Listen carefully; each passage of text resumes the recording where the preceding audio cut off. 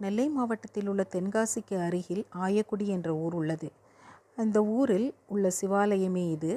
சௌந்தரநாயகி சமேத காழகண்டேஸ்வர மூர்த்தி இங்கு அருள் பாலிக்கின்றார்.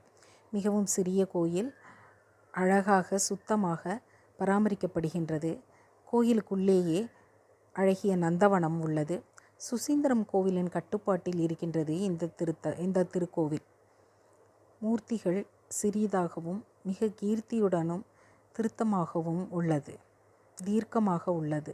சௌந்தரநாயகி தாயார் தன்னுடைய அருளை அள்ளி கொடுத்து கொண்டிருக்கின்றார். இக்கோவில் ஜொரதேவர், தட்சிணாமூர்த்தி வித்தியாசமாக விரித்த சடையுடன் கல்லாலின் மரத்தின் அடியில் இல்லாமல் இங்கு அருள் பாலிக்கின்றார். சனீஸ்வர பகவான், கன்னி விநாயகர், முருகப்பெருமான், பைரவர், தர்மசாஸ்தா அனைவருக்கும் தனி சன்னதிகள் உள்ளன.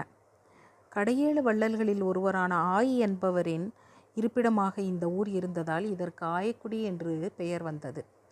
அந்த பெயருக்கேற்ப தற்போது திரு ராமகிருஷ்ணன் அவர்கள் சேவை நோக்குடன் அமர் சேவா சங்கம் என்ற நிறுவனத்தை ஆரம்பித்து நடத்தி கொண்டிருக்கின்றார்.